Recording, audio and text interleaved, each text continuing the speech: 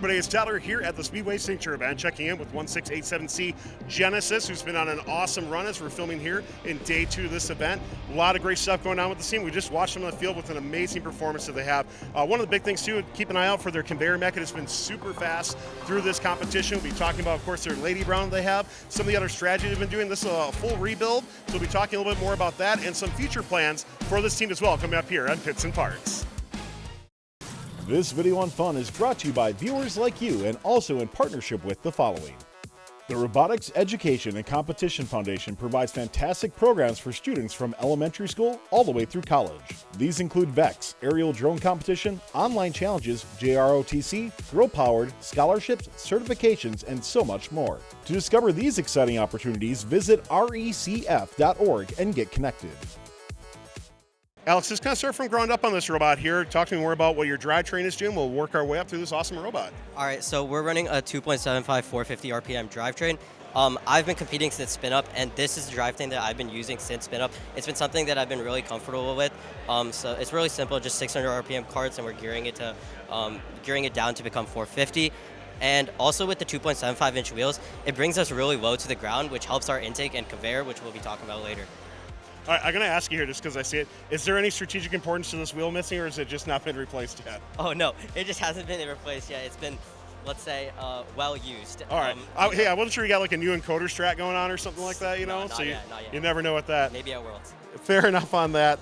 Very cool.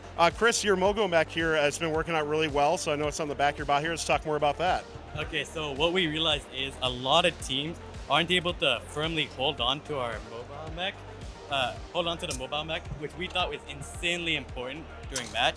It also leads directly into a conveyor, which is perfectly spaced, as you can see. So no matter how awful we grip onto it, it should still be right next to our hooks. And we also have under a high strength axle. We also have a high strength axle under that makes sure that we can't tip it too far and our hooks can't get caught on it, which we saw has a lot of teams been struggling on. I appreciate that thought process because you're right. A lot of teams we do talk to, when they go to score, it just kind of gets on there and it doesn't really fully score until they get their second ring going. So I'm glad to hear you did that as well. I think we should show up how that conveyor works, by the way, Avnish. So talk to me more about how that works. I'd love to see a ring come in and score on there as well too. But you know, obviously you guys have a really fast conveyor for it. So talking about the overall design, motor config, that sort of thing. Of course. So our conveyor mech has been maybe the mechanism that we've tuned the most throughout our journey in this year. We run 3 hooks and a direct 600 RPM from the motor that's mounted low to the ground here. We wanted to run a fast RPM because we knew how important skills is, so we want to be able to quickly pick up those discs even in match. And we also feature these 2 black flex wheels at the top, which allows us to really kind of loop it over and go directly onto the Mogo mech, onto the mobile goals, which is incredibly important. And also, we have the intake at the very bottom, which runs a 5.5 watt motor, which is geared up. And we run this really fast as well because we want to make sure that even if our conveyor is fast, we need the intake to be able to supply it with discs. And it works really well from all angles with the funnels that will allow us to get discs from any corner. Yeah, and as we move on with this as well too, this Lady Brown block, talk to me more about kind of what's gone into making that, obviously, inspiration taken from teams, but you guys are taking your own thing. And then I know we'll talk a little bit later with future plans maybe, but going with a 2 disc thing as well too. So looking forward to hear more about that. So Akshay, tell me more about it. Yeah, so basically not just our Mogo works in tandem with our conveyor, but also our Lady Brown. And so through our Lady Brown, we had many iterations through it. So first, what we figured out is that we need to make the disc fit correctly in place. And so what we did to do that is we made a Delrin holders to hold it up vertically and so it doesn't fall out through the bottom. And to make it stay in place and have a lot of grip, we added over here a bunch of mesh, which makes it really, so as it goes up, it doesn't actually fall out of place. It kind of just stays and holds there. We can show it here right now. Yeah, and then it'll just drop onto the stake. And over here, we actually cut our gears. So we saw that having a higher up Lady Brown helps us get it onto the wall stick a lot easier. But although we wanted to torque it up, our gears are too big to actually fit under the big ladder. So what we did was we saw that not all the gears needed to be used for the Lady Brown, so we actually cut half of the gear off, so it allows us to go under the ladder to get the disc under there, while also being able to Lady Brown efficient. And also, one more problem we saw was that our Lady Brown was too big, and so what that happened was that we weren't able to fully back onto the wall and get the Lady Brown to get onto the wall stake. So by shortening it and making it the perfect length, we're able to directly back up against the wall and Lady Brown onto the wall stake, which allows for a lot faster scoring. All right, for your alliance stakes, are you scoring through your conveyor or through your Lady Brown for that?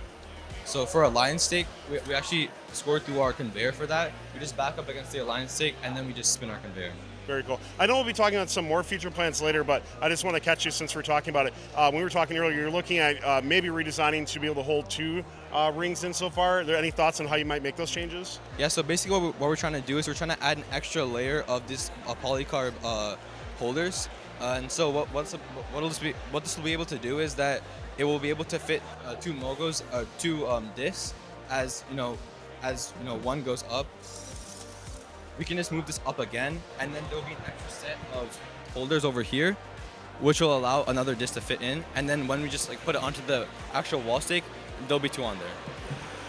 And Chris, anything else from rebuild or future plans that you want to focus on with this robot? Of course, we want to make sure that the Lady Brown can hold 2, but also we want to do, ideally, is share these 2 motors so that we can put another motor on our Lady Brown. Because what we've seen is that other teams that have 11 watts for their Lady Brown are insanely fast, and we realized that during match, being fast with the Lady Brown might be really important. So Alex, as we wrap up on the spot here, talk to me about match strategy. How is your team approaching this? I mean, you've been performing so well as you go through on this. Talk to me more about how you're approaching quals here, and anything maybe for playoffs you're looking at doing. Yeah, so we all know this game is really strategy focused, and so we take a lot of pride in taking a lot of time of tuning, finishing the ball early, and making sure that our strategies are on point. So some of the strategies that we've been playing is we've gotten 3 teams this tournament that are not able to score discs.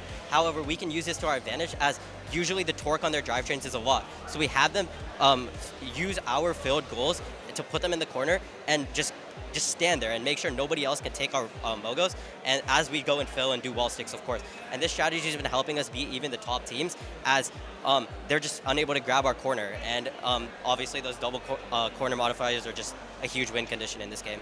Well, Genesis, you got some tough matches coming up here in qual, so we can't wait to see how you do. Obviously looking for big things as you try to qualify for the World Championship, so good luck the rest of the way. Thanks for telling us more about this awesome machine. Can't wait to see how you do, and good luck here at Speedway. Thank you. This video on fun is brought to you by viewers like you and also in partnership with the following.